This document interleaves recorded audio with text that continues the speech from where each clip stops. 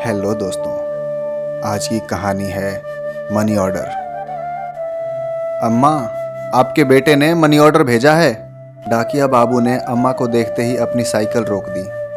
अपनी आंखों पर चढ़े चश्मे को उतार आंचल से साफ कर वापस पहनती अम्मा की बूढ़ी आंखों में अचानक एक ऐसी चमक सी आ गई। बेटा, पहले जरा बात करवा दो।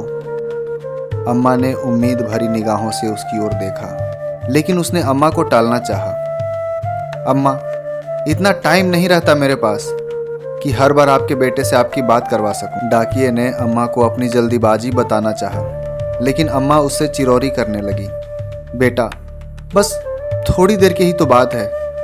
अम्मा, आप मुझसे हर बार बात करवाने की जिद ना किया करो। ये कहते हुए वो डाकिया रुपए अम्मा के हाथ में रखने से पहले अपने मोबाइल पर कुछ नंबर डायल करने लगा।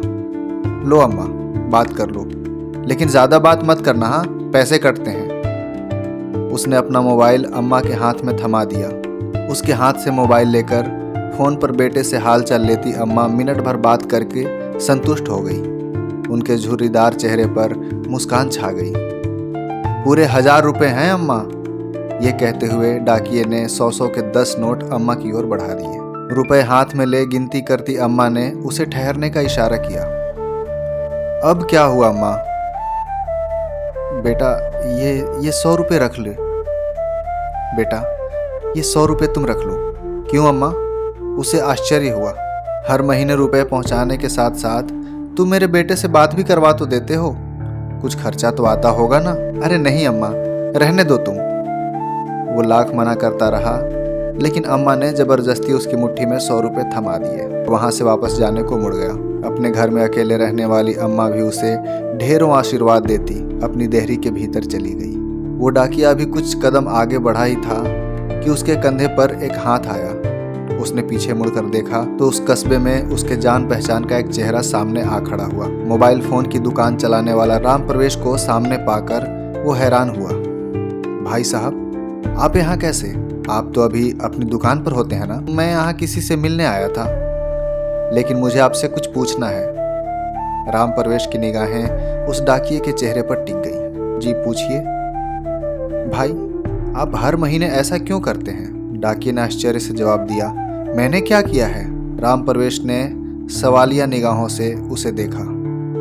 डाकिया थोड़ा घबरा गया। हर महीने आप इस अम्मा को अपनी जेब से रुपए भी देते और मुझसे फोन पर इनका बेटा बनकर बात करने के लिए बोलते भी हैं, ऐसा क्यों? राम प्रवेश का सवाल सुनकर डाकिया थोड़ी देर के लिए सकपका गया, मानो अचानक उसका कोई बड़ा झूठ पकड़ा गया हो। लेकिन अगले ही पल उसने सफाई दी। मैं रुपए इन्हें नहीं, अपनी अम्मा को देता हूँ। मैं समझा नहीं। डाकिये की बात सुनकर राम प्रवेश हैरान हुआ, लेकिन डाकिया आगे बताने लगा। इनका बेटा कहीं बाहर कमाने गया हुआ था। हर महीने अपनी अम्मा के लिए 1000 रुपये का मनी ऑर्डर भेजता था, लेकिन एक दिन मनी ऑर्डर की जगह इनके बेटे के एक दोस्त की चिट्ठी अम्मा के नाम आई। उस डाकिये की बात सुनते राम प्रवेश को जिज्ञासा हुई। कैसी चिट्ठी? क्या लिखा था उस चिट्ठी में? संक्रमण की वजह से उनके बेटे की जान चली गई, अब वो नहीं रहा। फिर क्या हुआ? राम प्रवेश की जिज्ञासा दुगनी हो गई, लेकिन डाकिया ने अपनी बात पूरी की। हर महीने चंद रुपयों का इंतजार और बेटे की कुशलता की उम्मीद करने वाली इस अम्मा को ये बताने की मेरी हिम्मत नहीं हुई। मैं हर महीने अपनी तरफ से इनका मनी ऑर्डर ले आता हूँ, लेकिन ये तो आपकी अम्मा नहीं है ना? मैं भी हर महीने अपनी अम्मा को रुपए भेजा करता था, लेकिन अब मेरी अम्मा भी कहाँ रही? ये कहते हुए उस डाकिया की आंखें भर आई। हर महीने उससे रुपए ले अम्मा से उनका बेटा बनकर बात करने वाला राम प्रवेश उस डाकिया का एक अजनबी अम्मा के प्रति आत्मिक स्नेह देख निशब्द रह गया। ऐसे ही और रोचक कहानियां सुनने के लिए हमारे चैनल को सब्सक्राइब करें।